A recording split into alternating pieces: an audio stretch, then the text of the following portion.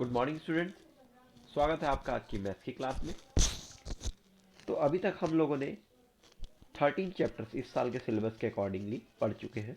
ये last chapter है इस साल के सिलेबस का। ऑलराइट, इस चैप्टर का नाम है आंकड़ों का विश्लेषण, यानी कि एनालाइजिंग डाटा। ठीक है बच्चों, तो जैसा कि हम लोग अब सिलेबस ख़त्म होने की स्थिति में बढ़ रहे हैं, इससे आगे आपका हम लोग चालू करेंगे क्या, रिवीजन। ठीक है बच्चों, तो इस चैप्टर को अच्छे से समझेंगे। हाँ, यहाँ ध्यान रखेंगे बच्चों, इस चैप्टर के लिए आपको ग्राफ नोटबुक रखनी है। क्या रखना है? ग्राफ नोटबुक आपको रखनी है। ग्राफ नोटबुक में काफ़ी क्वेश्चंस बनेंगे आपके इससे। ठीक है, और बच्चे आप सब जानते हो कि इस चैप्टर को हम लोगों ने पिछले साल भी पढ़ा हुआ है। ठीक है, किस नाम से? स्टैटिस्टिक्स नाम से। ठीक है, स्टैटिस्टिक्स यानी कि सांख्यिकी, है ना। तो आपने सांख्यिकी यानी कि स्टैटिस्टिक्स पिछले साल पढ़ा था, और अगर आप लोगों ने, आपको याद हो तो इसको हमने बहुत अच्छे तरीके से पढ़ा हुआ था। ठीक है, और मैंने आपको इसके नोट्स भी दिए थे, कुछ चीज़ें बताई थी, तो वो मैं साथ ही साथ आपको रिवीजन करवाता चलूंगा, बताता चलूंगा कि हम लोगों ने क्या पढ़ा था पिछले साल। और चलिए देखते हैं इस चैप्टर को।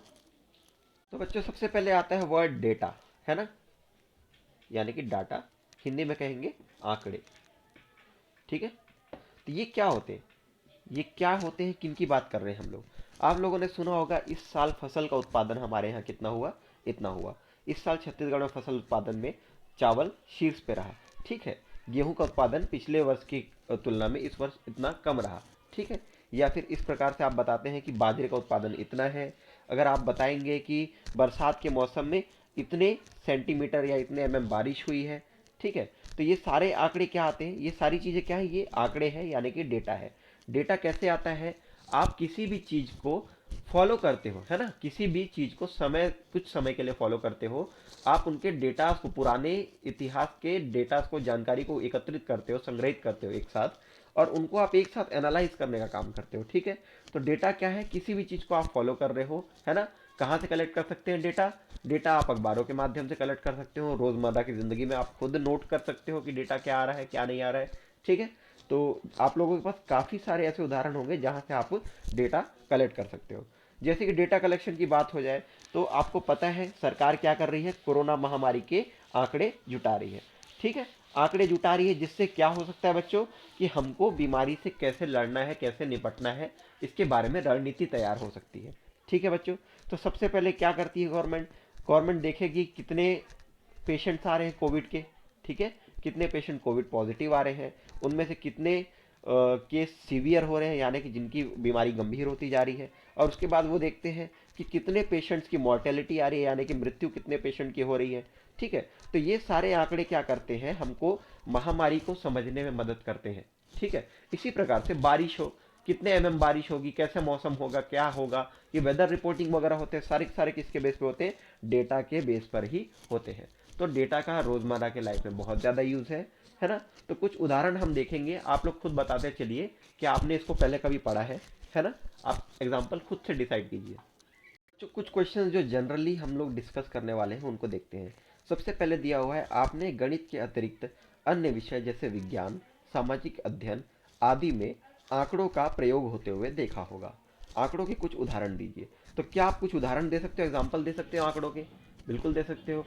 जैसे कि अगर मैं आपको बोलूं कि बेलाडीला माइंस में लौह अयस्क यानी कि आयरन ओर का उत्पादन होता है। ठीक है, तो अगर आप सामाजिक विज्ञान की किताब में जाकर खोजेंगे छत्तीसगढ़ के अंदर में, तो आपको आयरन ओर माइंस यानी कि बेलाडीला माइंस के उत्पादन के बारे में जानकारी मिल जाएगी। तो ये किस टाइप का उदाहरण हुआ? ये आंकड़ों का उदाहरण हो गया, यानी कि ये स्टैटिस्टिक्स का उदाहरण है, ये डेटा का एग्जाम्पल है। तो डेटा कलेक्शन के बेस पे हम क्या कर सकते हैं, कह सकते हैं कि बेलाडीला माइंस में आने वाले कितने वर्षों के लिए हमारे पास आयरन ओर है, यानी कि सोना है, कितने वर्षों के लिए? मान लो 100 वर्षों के लिए। ठीक है, तो ये कहाँ से आएगा, ये रिजल्ट कहाँ से आएगा आपके पास? ये आंकड़ों से आएगा। और इससे काम क्या होगा? मान लो आपके पास सिर्फ 100 वर्षों के लिए आयरन ओर है, तो आप क्या सोचोगे, ये 100 वर्ष हमारे पास है जिनमें हमको अपनी आयरन ओर पे डिपेंडेंसी कम करनी है, यानी कि जितना हम आश्रित हैं लोहे पे उसको कम करना है। तो ये फैसला कैसे लिया जाएगा? इन आंकड़ों की मदद से, इन डेटा की मदद से। तो पहला एग्जांपल आप जो सामाजिक विज्ञान के बुक से उठा सकते हो, वो किसी आयरन ओर माइन का, या पन्ना हीरे की माइन है, पता है आपको, तो वहाँ पे हीरे का उत्पादन कैसे हो रहा है, कितना हो रहा है, ये सारी चीज़ों का आंकड़ा आपको कहाँ मिल जाएगा, सामाजिक विज्ञान की पुस्तक में मिल जाएगा। ठीक है, विज्ञान की पुस्तक में भी आपको आंकड़े मिलेंगे ऐसे ही, है ना। और आपको अन्य पुस्तकों में भी आंकड़े मिल जाएंगे। आंकड़े का प्रयोग हर जगह होता है लमसम। ओके, तो उसके बाद क्वेश्चन नंबर 2 पढ़ते हैं। कुछ पत्र पत्रिकाओं तथा अखबारों का अवलोकन कीजिए तथा इनमें छपे आंकड़ों को इकट्ठा कीजिए। तो पत्र पत्रिकाओं के माध्यम से आप किस टाइप के आंकड़े इकट्ठे कर सकते हो? आप आज के डेट पे अगर मैं आपको बोलूँ अखबार से डेटा कलेक्ट करना है, तो आप सबसे आसान है, कोरोना महामारी के आंकड़े इकट्ठे कर लीजिए। रोज फ्रंट पेज पे साइड में आप छोटा सा देखेंगे तो उसमें आंकड़े आते हैं, आंकड़े प्रस्तुत होते हैं, आप उन डेटा को ले रख लीजिए अपने पास। तो ये एक टाइप का आपका टास्क हो जाएगा, जो करके देखिए मैं बोला है। ठीक है, आपने स्कूल के ऑफिस में किस तरह के आंकड़े उपलब्ध है? स्कूल के ऑफिस में आपने नोटिस बोर्ड देखा होगा, उसमें किस टाइप के आंकड़े उपलब्ध होते हैं? बच्चे, कितने बच्चे एग्जाम देने आ रहे हैं, कितने बच्चों का एग्जाम नंबर कितना है, ठीक है, कौन से बच्चे किस सब्जेक्ट में पास हो रहे हैं, कौन से बच्चे किस सब्जेक्ट में कम नंबर अर्जित कर रहे हैं। तो ये सारे आपके आंकड़े कहाँ मिल जाएंगे? आपको स्कूल के नोटिस बोर्ड में मिल जाएंगे। ठीक है, तो इस टाइप के आपके डेटा का यूज जो है आपके लिए काम का है। ओके, और वैसे ही सोचे और चर्चा करें में नीचे कुछ और चीजें दी हैं, इनको भी देख लेते हैं। आपके जिले में कौन सी बीमारी का फैलाव अधिक है? ठीक है, तो आप अपने डिस्ट्रिक्ट के हिसाब से भी ये तय कर सकते हैं कि कौन सी बीमारी का वो फैलाव ज़्यादा है। ठीक है, अभी तो हर जगह कोरोना महामारी ही चल रही है, तो आप कोरोना महामारी का उदाहरण ले सकते हैं। वर्तमान में आपके जिले में जनसंख्या कितनी है? ठीक है, वर्तमान वर्ष में आपके जिले में जनसंख्या कितनी है? तो मान लो मेरा बस्तर डिस्ट्रिक्ट है, तो बस्तर डिस्ट्रिक्ट में अभी जनसंख्या कितनी होगी? लगभग 11.5-12 लाख के आसपास। ठीक है, अब इसमें पुरुष कितने होंगे, महिलाएं कितनी होंगी, अन्य कितने होंगे, ये सारे हम आंकड़ों के माध्यम से समझ सकते हैं। ठीक है, ओके, तो चलिए अब कुछ और चीज़ें समझेंगे।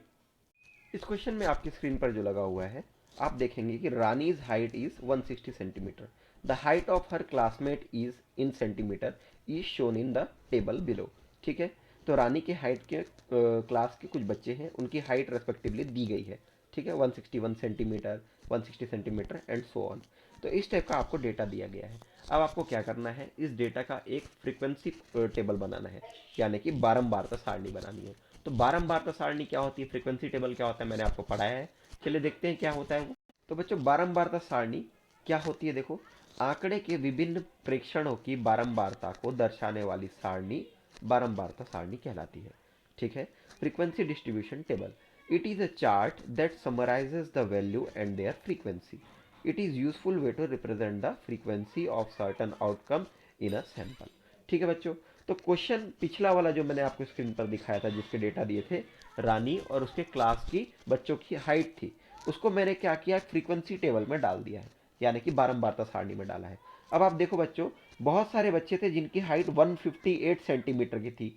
ठीक है, ये सेंटीमीटर में है, तो ऊंचाई जो है 158 सेंटीमीटर की थी। तो हम लोगों ने क्या किया, उन सारे डेटा में जो एक टेबुलर फॉर्म में डेटा आपको दिया गया था, अलग अलग डेटा दिया गया था, उसको हम लोगों ने क्या किया, संग्रहित कर लिया, है ना, एक क्लास में बांट दिया, एक वर्ग में बांट दिया।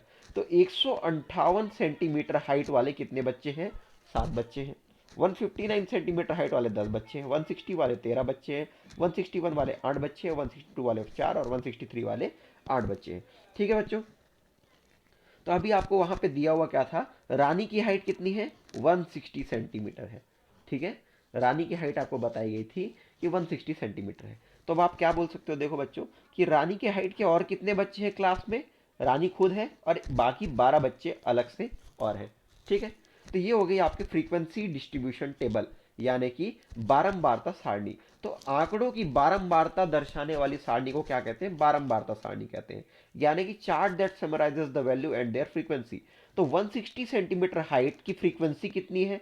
फ्रीक्वेंसी कितनी है बच्चों? 13 है। समझ रहे हो? तो ये क्या होगा, नंबर ऑफ स्टूडेंट्स ही क्या कहलाएगी, फ्रीक्वेंसी कहलाएगी एफ। समझ रहे हो?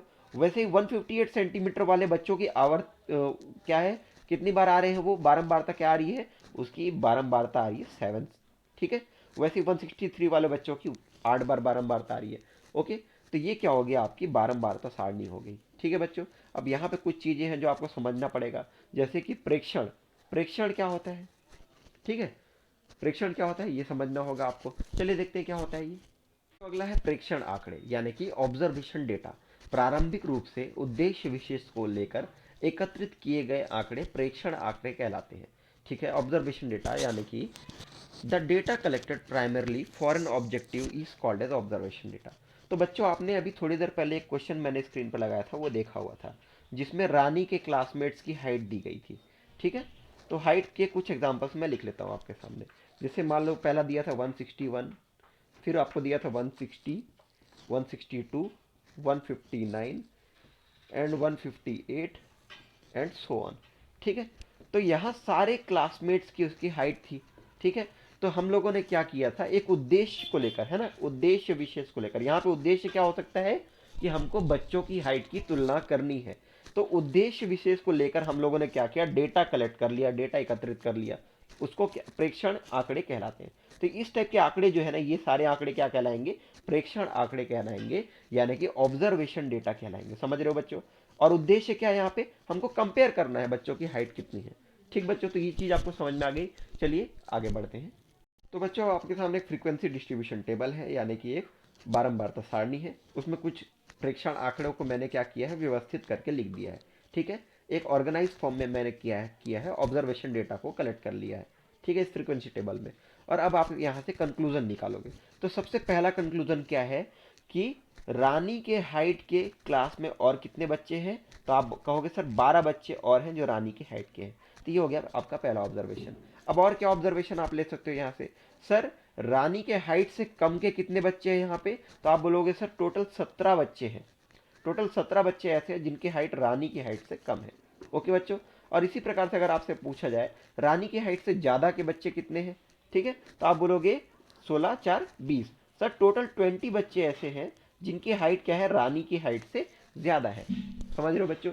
इसी प्रकार से अगर आपको और कोई बोले तो कितने प्रतिशत छात्र छात्राओं की हाइट जो है 160 से कम है, तो आप क्या करोगे बच्चों, टोटल बच्चों की संख्या ले लोगे, है ना।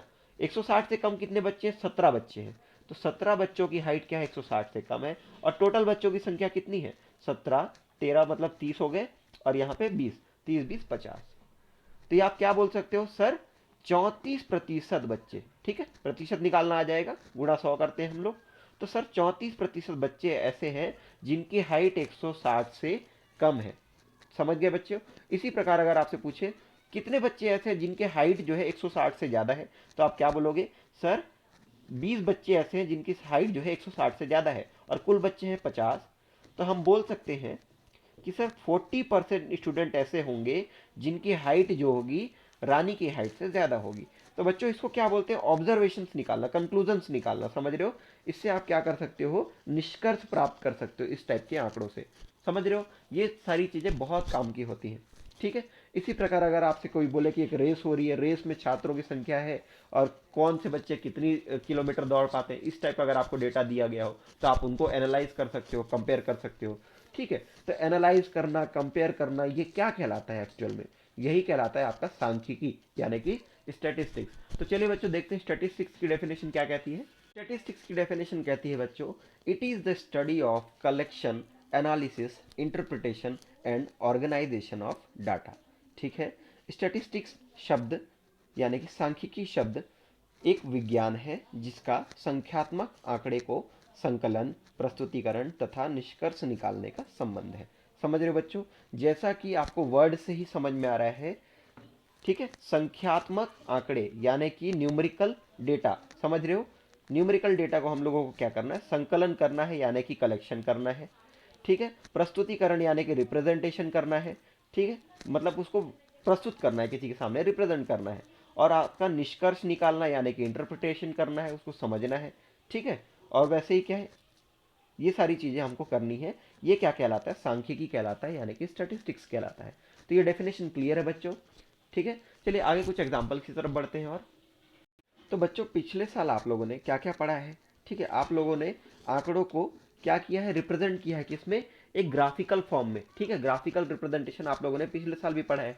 क्या क्या चीजें पढ़ी थी, सबसे पहले आपने पढ़ा था हिस्टोग्राम, है ना। हिस्टोग्राम यानी क्या होता है, आयत चित्र होता है। ठीक है, हिस्टोग्राम के अलावा आपने क्या पढ़ा था, फ्रीक्वेंसी पॉलीकॉन यानी कि आवृत्ति बहुभुज पढ़ा था। और उसके साथ लास्ट में क्या पढ़ा था, संचयी आवृत्ति वक्र यानी कि क्यूमुलेटिव फ्रीक्वेंसी पॉलीगॉन भी पढ़ा था। तो आप लोगों ने बहुत सारे डेटा को कैसे व्यवस्थित करना है और कैसे उससे अलग अलग टाइप के ग्राफ बनाने हैं, और उन ग्राफ से क्या क्या आप निष्कर्ष निकाल सकते हो, ये सारी चीज़ें आप लोगों ने क्लास 9th में की थी। ठीक है, तो मैं बच्चों आपको सलाह दूंगा, अगर आपके पास आपकी 9th की बुक होगी, एक बार उसको जाके रीड जरूर करें, दोबारा एक बार उसको जरूर पढ़ें। ठीक है, मेरे द्वारा दिए गए नोट्स भी होंगे आपके पास, उन नोट्स को भी एक बार पढ़ के देख सकते हैं।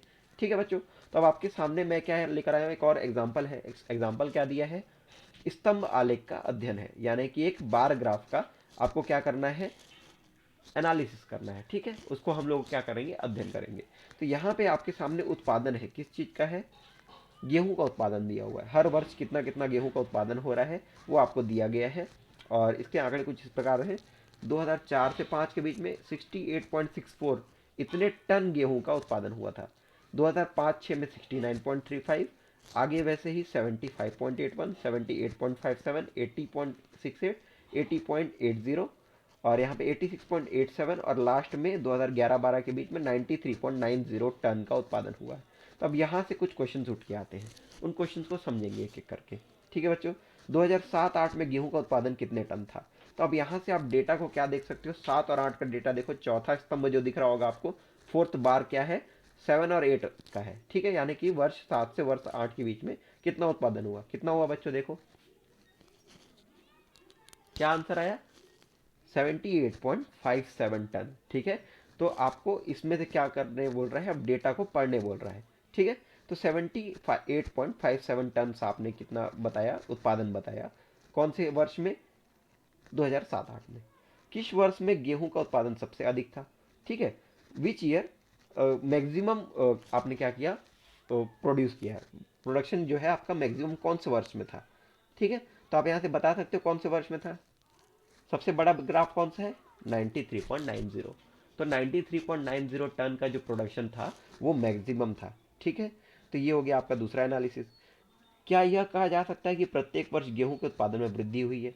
आप ये बोल सकते हो कि हर वर्ष आपका इंक्रीमेंट हो रहा है प्रोडक्शन में, प्रोडक्शन हर वर्ष बढ़ रहा है क्या। देखो बच्चों सभी लोग, कोई भी बार आपको ऐसा दिखाई दे रहा है जो अगले वर्ष में छोटा हो गया, नहीं, पूरा के पूरे वैल्यूज क्या है, बढ़ते क्रम में ही है। इसलिए हम क्या कह सकते हैं, हाँ सर बिल्कुल, हर वर्ष में उत्पादन जो है बढ़ रहा है, production is increasing in every year. Okay students, next question है, किन 2 वर्षों के बीच गेहूं उत्पादन में सबसे अधिक परिवर्तन हुआ। सबसे ज्यादा डिफरेंस कौन से 2 वर्षों में है। तो आपको क्या करना पड़ेगा बच्चों, जिस वर्ष का आप ले रहे हो उसके अगले वर्ष और इस वर्ष के बीच में डिफरेंस देखोगे।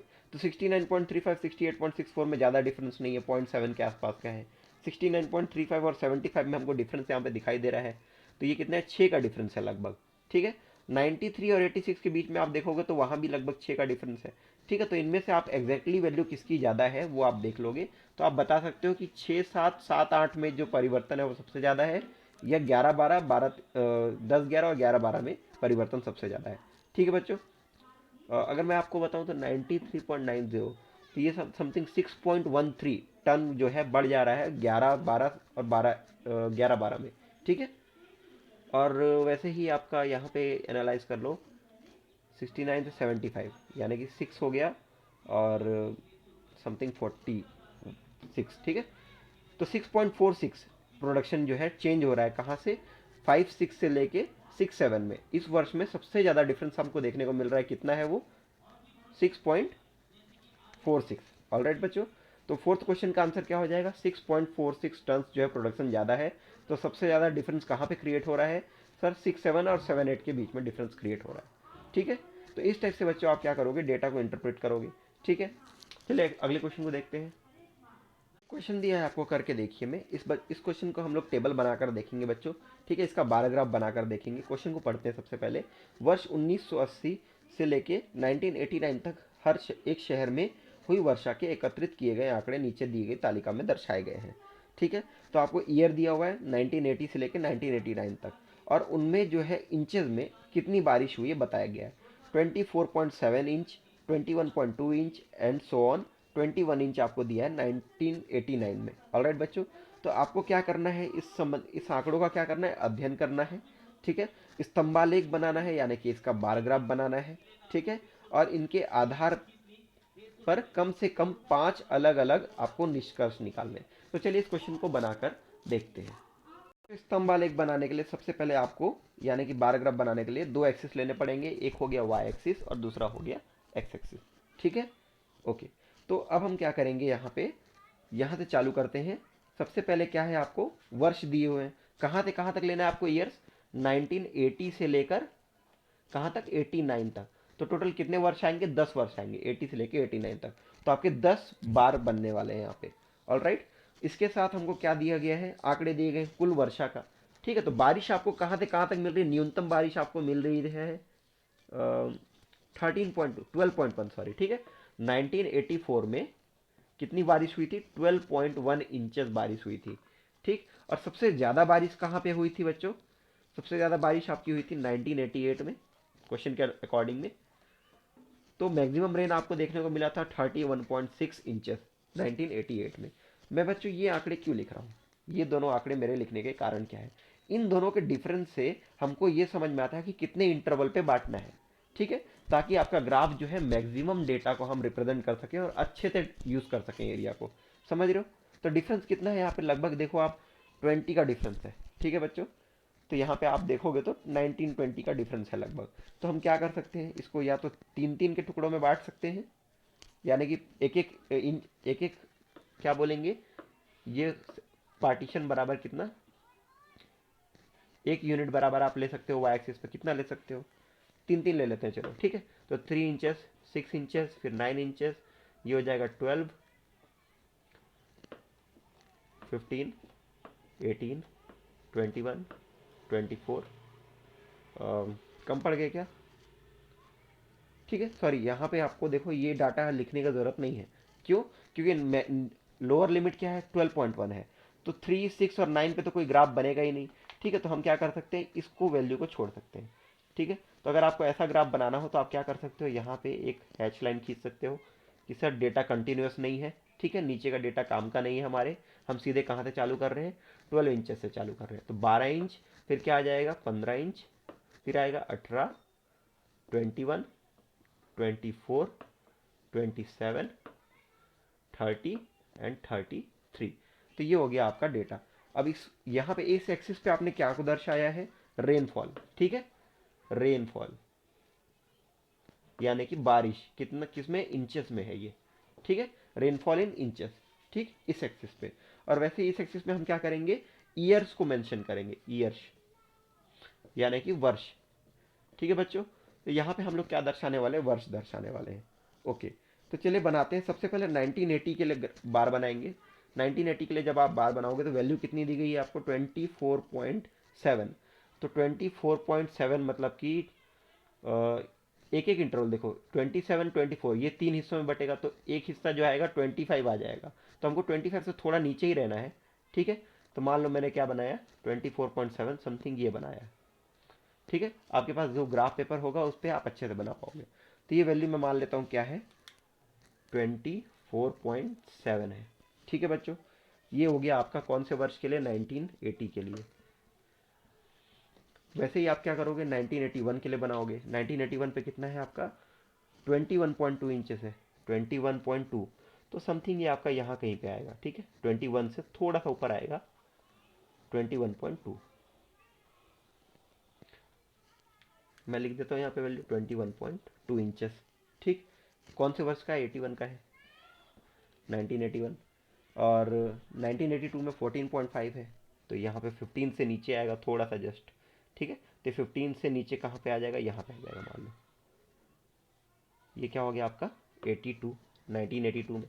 ठीक है, या ऐसे लिख सकते हैं, थोड़ा सा नीचे करके लिख देता हूँ 1982। 1983 में कितना दिया हुआ है, 13.2। ठीक, तो 12 से एक हिस्सा ऊपर। ठीक है, 15 और 12 के बीच में तीन हिस्से टोटल करने हैं हमको। तो 12 से थोड़ा ऊपर, यानी कि मान लो ये 12 है, तो मैं थोड़ा ऊपर चले जाता हूँ। ठीक है, 12 पॉइंट कितनी वैल्यू दी गई थी, 12.1 दिया हुआ था। तो 12.1 समथिंग यहाँ पे ही आएगा आपका, 12 के आसपास ही रखना है आपको वैल्यू को। तो 12.1 ये हो गया मान लो। ठीक है, ओके।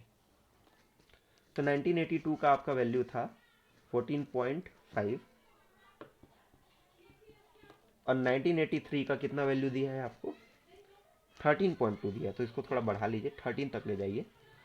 ठीक है, तो 12 ये है तो 13 यहाँ कहीं होगा, ये आपका 13 होगा। तो मैं 13 यहाँ पे रिप्रेजेंट कर देता हूँ, ये आपका 13 आ गया। ठीक, कितनी वैल्यू है, 13.2। और अगला वैल्यू है 12.1 1984 में। ये हो गया आपका 1983। 1984 में आपका आएगा 12.1, तो समथिंग 12 के पास ही ले लेंगे हम, थोड़ा नीचे आ जाएगा ये आपकी है वैल्यू 12.1 1984 में। ठीक, 1985 चलो बच्चों कितना है 16.8, यानी कि लगभग 17 से थोड़ा नीचे। ठीक है, तो 18 अगर ये है, मान लो आपका 18 यहाँ पे है, ठीक है, तो 18 से एक हिस्सा नीचे, हम लोगों ने 3 पार्ट किया हुआ है एक यूनिट का, तो यहाँ पे आप 17 आपको मिल जाएगा। तो 17 पॉइंट कितना दिया हुआ है 16.8, तो 17 से भी थोड़ा नीचे हल्का सा, तो आप ऐसे बना सकते हो इतने पे। ठीक है, अब यहाँ पे मेरे पास एक्चुअली में बार ग्राफ नहीं है, तो मुझे थोड़ा अप्रॉक्सीमेट करना पड़ रहा है, आप लोग को एग्जैक्ट वैल्यूज मिल जाएंगे। ठीक है, तो इसकी वैल्यू कितनी है 16.8 1985 की। ठीक, 1986 पे कितना है 19.9, यानी कि लगभग 20 के आसपास है। तो 20 अगर ये है, ये मान लो अगर आपका 20 है तो 20, सॉरी ये 21 है, तो ये आपको 20 मिल जाएगा समथिंग थोड़ा नीचे। ठीक, कितना है 19.9, तो ये मैंने इसको 19.9 लिख दिया, 1986 है 1987 का कितना है 29.2, लगभग 30 के आसपास, तो ये 30 के आसपास 29.2, थोड़ा नीचे कर लेंगे, मान लो 30, थोड़ा नीचे आ जाओ और यहाँ पे एक बार खींच लो। ठीक, क्या हो गया ये फिर 1987 1987 का डाटा 29.2। ठीक है, 1988 31.6, लगभग 32 के आसपास, तो इसको बढ़ा लीजिए 32 के आसपास चलिए, 32 यहाँ पे आ गया। ठीक है, तो ये हो गया आपका 1988 31.6। ठीक है, और लास्ट वैल्यू बच्चों ऐसे ही क्या हो जाएगी, थोड़ा इसको आगे बढ़ा लेते हैं, लास्ट वैल्यू आपको मिल जाएगी 1989 पे 21, तो 21 यही है आपका, यहाँ पे आपको 21 मिल जाएगा, तो हम लोगों ने 21 का बार खींच दिया, ये आपकी वैल्यू है 21, कौन से वर्ष में 1989 पे। ठीक है बच्चों, ठीक, तो डेटा हम लोगों ने लिख लिया है, अब आपको इससे क्या करना है 5 निष्कर्ष निकालने हैं। तो सबसे पहला कंक्लूजन मैं आपको बोलता हूँ बच्चों, सबसे कम वर्षा कौन से वर्ष में हुई थी, आप बोलोगे सर 1984 में सबसे कम वर्षा हुई थी। ठीक है बच्चों, ये हो गया पहला कंक्लूजन आपका। आपसे मैं दूसरे कंक्लूजन में बोल रहा हूँ कि बच्चों सबसे ज़्यादा वर्षा किस में हुई थी, तो आप बोलोगे सर 1988 में सबसे ज़्यादा वर्षा हुई थी। 1988 में कितना था 31.6 था। ठीक है, तो ये मैक्सिमम रेनफॉल था। मिनिमम रेनफॉल कितना था 12.1 था। ठीक है बच्चों, इसके बाद बोलेंगे कि चलिए इसके बाद बोला जाए, मान लो कि कौन से वर्ष से रेनफॉल बढ़ना चालू हुआ। ठीक है, कौन से वर्ष से रेनफॉल बढ़ना चालू हुआ, तो आप बोलोगे सर 1984 के बाद हम देख रहे हैं कि आने वाले 4 वर्षों तक रेनफॉल क्या है बढ़ रहा था, है ना, तो बारिश में वृद्धि हुई। तो आप बोल सकते हो कि सर तीसरा निष्कर्ष ये मान लेते हैं कि 1984 के बाद बारिश में वृद्धि आई है, कि बरसात तेज हो गई, बढ़ गई, है ना, समझ रहे हो। तो ये हो गया आपका किस वर्ष के बाद आपका रेनफॉल बढ़ना चालू हुआ, तो आप बोलोगे सर 1984 के बाद आपका रेनफॉल बढ़ना चालू हो गया। ठीक है बच्चों, और उसके बाद बोला जाए आपसे कि किन 2 वर्षों में, क्वेश्चन नंबर चौथा मान लेते हैं, किन 2 वर्षों में आपका रेनफॉल का डिफरेंस सबसे ज़्यादा है, समझ रहे हो, सबसे ज़्यादा डिफरेंस किन 2 वर्षों में है। तो उसमें आपको क्या करना पड़ेगा, हर एक को कंपेयर करना पड़ेगा, है ना, इस वाले डेटा को इससे कंपेयर करना पड़ेगा, इसको इससे, इसको इससे, इस टाइप से आपको सभी डेटा को आपस में कंपेयर करना पड़ेगा। तो सबसे ज़्यादा डिफरेंस अगर मैं बार के हिसाब से देखूं तो 21 है, ये 31.6 है, तो मुझे यहाँ का डिफरेंस जो है यहाँ दोनों का 10.6 दिखाई दे रहा है। ठीक है बच्चों, तो और कहीं भी आपको अगर इससे ज़्यादा डिफरेंस दिखाई दे रहा हो तो आपको देखना है। ठीक है, 19.9 और 29.2 है, तो आई डोंट थिंक सो कि यहाँ पे ज़्यादा डिफरेंस आएगा, सॉरी ये आ रहा है डिफरेंस आपका 10.7। ठीक है, 19.9 है और 29.2 है, तो यहाँ पे आपको डिफरेंस कितना मिल गया 10.7 इंच का। ठीक है, तो कौन से वर्ष में 1986 से 1987 के बीच का जो फर्क है आपका, 1986 से लेके 1987 के बीच में सबसे ज़्यादा डिफरेंस देखने को मिला। कितना डिफरेंस देखने को मिल रहा है सर, 10.7 इंचेस रेनफॉल में बढ़ोतरी हुई है, समझ रहे हो, इंक्रीमेंट कितना हुआ, 10.7 इंचेस का इंक्रीमेंट हुआ है। ऑलराइट बच्चों, इस टाइप से आपको, और मान लो आपको बोल सकता है कि औसत निकाल लीजिए, इन 10 वर्षों में रेनफॉल का औसत कितना था। तो आप बोलोगे सर सभी को मैं वैल्यूज़ को जोड़ूंगा, 24.7, 21.2 सारे वैल्यूज़ को जोड़ के उनका एवरेज कर लूंगा, 10 से डिवाइड कर दूंगा तो मुझे आंसर मिल जाएगा। तो ये हो गए आपके कंक्लूजन, समझ रहे हो। तो इस टाइप से आपको डेटा को क्या करना है, इंटरप्रेट करना है बच्चों, समझ रहे हो। यही है आपका डेटा का इंटरप्रिटेशन, ठीक है। इसी को हम क्या बोलते हैं, डीआई कहते हैं, ठीक है। ये डीआई का बहुत बहुत बेसिक मैंने आपको बताया है। डीआई के बहुत सारे क्वेश्चन आते हैं, बहुत अच्छे अच्छे क्वेश्चन आते हैं, ठीक है। डेटा इंटरप्रिटेशन अगर आपको बैंकिंग सेक्टर वगैरह में जाना है तो काफ़ी काम का है, ठीक है। बड़े बड़े एग्जाम्स में इनके काफ़ी क्वेश्चन पूछे जाते हैं, समझ रहे हो बच्चों। तो चलिए अब नेक्स्ट टॉपिक की तरफ बढ़ते हैं। तो बच्चों अब एक क्वेश्चन मैंने आपकी स्क्रीन पर लगाया हुआ है, इसके माध्यम से हम लोग क्या समझने की कोशिश करेंगे कि मीन क्या होता है, मीडियन क्या होता है, मोड क्या होता है, यानी कि माध्य क्या होता है, माध्यिका क्या होती है, और बहुलक क्या होता है, ठीक है बच्चों। तो ये क्या क्वेश्चन है, ये डेटा है बच्चों आपके किसी ऑनलाइन एमसीक्यू टेस्ट का, ठीक है। हर हफ्ते या 10 दिन में मैं आपसे क्या लेता हूँ, एक टेस्ट लेता हूँ, और टेस्ट में कुछ रिजल्ट आते हैं। तो मान लेते हैं ये उसी टेस्ट के रिजल्ट हैं आउट ऑफ 50, है ना, मैक्सिमम मार्किंग यहाँ पे हो सकता है 50 हो। तो यहाँ बच्चों के नंबर आए हुए हैं, सारे नंबर्स मैंने लिख दिए हैं। टोटल नंबर ऑफ स्टूडेंट्स कितने हैं यहाँ पे, 20 स्टूडेंट्स है टोटल, समझ रहे हो बच्चों। डेटा काउंट कर लो, 20 स्टूडेंट्स का डेटा है ये, ठीक है। ओके, तो अब मैं आपको यहाँ पे बोलता हूँ कि मीन निकालना है बच्चों। मीन क्या होता है, अरिथमेटिक मीन, यानी कि अंकगणितीय औसत, ठीक है। समांतर माध्य बोलना चाहिए, ठीक है। तो अर्थमेटिक मीन क्या होता है, कुछ नहीं बच्चों, सारे के सारे वैल्यूज को जोड़ देते हैं और टोटल नंबर ऑफ वैल्यूज से डिवाइड कर देते हैं, समझ रहे हो। तो आप एक तरह का औसत लोगे, उसी को क्या कहा जाता है, मीन कहा जाता है। तो 40, फिर 25, फिर 40, फिर 35, और ये सारे डेटास को मैं जोड़ूंगा, कहाँ तक जोड़ूंगा, 38 40 भी जोड़ लेते हैं, ठीक है। तो यहाँ पे मैंने टोटल 20 के 20 डेटा जोड़ दिए, ये सारे वैल्यूज को मैं यहाँ जोड़ूंगा और डिवाइड करूंगा टोटल नंबर ऑफ वैल्यूज से, समझ रहे हो। कुल कितने कितने हैं आपके पास प्रेक्षण है, और सारे प्रेक्षणों का योग, समझ रहे हो। तो मीन क्या हो जाएगा, प्रेक्षणों का योग बटे में कुल प्रेक्षण, समझ रहे हो। Total sum of all the datas divide by total number of datas, ठीक है। ये आपका हो गया मीन। तो आपको कुछ नहीं करना, सबको लेकर जोड़ना है, उसके बाद डिवाइड कर देना है, किससे, नंबर ऑफ डेटा से। और आपको वैसे ही क्या करना है, मीडियन, ठीक है। मीडियन यानी कि माध्यिका होता है। ध्यान दो बच्चों, मीडियन के लिए एक बहुत अच्छा शब्द है, इसको बोलते हैं पोजिशनल एवरेज। क्या कहा जाता है, पोजिशनल एवरेज, ठीक है। तो पोजिशनल एवरेज क्या होता है, पोजिशनल यानी कि शब्द से देखो, पोजिशन स्थानीय औसत, मतलब आपका स्थान के बेस पे जो औसत आपको मिलेगा उसे क्या कहेंगे हम, मीडियन कहेंगे। तो स्थान के बेस पे औसत आपको निकालना है। तो सबसे पहले आपको क्या करना होता है बच्चों, डेटा को ऑर्गेनाइज करना पड़ता है। कैसे ऑर्गेनाइज करना पड़ता है, पूरे डेटा को हमको बढ़ते क्रम में लिखना होता है या घटते क्रम में लिखना होता है। ज्यादा करके हम क्या यूज करते हैं, बढ़ते क्रम का ही इस्तेमाल करते हैं।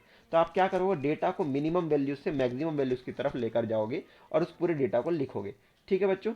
उसके बाद आपको क्या करना है, पहले इतना करके देख लेते हैं। तो मैं आपके लिए डेटा को लिख लेता हूँ जमा के। ओके बच्चों, तो मैंने डेटा को ऑर्गेनाइज करके लिख दिया, बढ़ते क्रम में लिखा हुआ है। हाँ, यहाँ पे मुझे देखने को मिला कि मैंने सिर्फ 19 डेटा लिखे हैं, तो इसलिए मैं क्या करूँगा, ये 20 को हटा के 19 कर दे रहा हूँ, ठीक है। कोई फर्क नहीं है। आपको जो माध्य लेना था उसके लिए आप क्या करोगे, टोटल नंबर ऑफ डेटा कितना आपने लिए हैं, 19 लिए। टोटल नंबर ऑफ आउटकम्स कितने आपके, टोटल 19 है, तो 19 से भाग दे देंगे, ये आपका हो गया माध्य। और उसके बाद पोजिशनल एवरेज की बात की मैंने, मीडियन, ठीक है। मीडियन यानी कि माध्यिका। अब माध्यिका क्या होती है बच्चों, माध्यिका दो टाइप से निकलती है, ठीक है। पहला, अगर number of, total number of जो आउटकम्स है कितने हैं, टोटल नंबर ऑफ डेटा आपने कितने लिए हैं, एन। एन अगर आपका क्या है, एक क्या बोलना चाहिए, सम है, ठीक है। और अगर एन विषम है, ठीक है। तो सम और विषम है, तो सम के हिसाब से आपका क्या है, इवन, ठीक है। और यहाँ पे ऑड है। तो अगर आपके नंबर ऑफ जो आपने डेटा लिए हैं वो कितने हैं, देखो ये आपके 19 हैं, 19 क्या में आएगा, आपका विषम में आएगा, ठीक है। तो ये आपका 19 हो गया।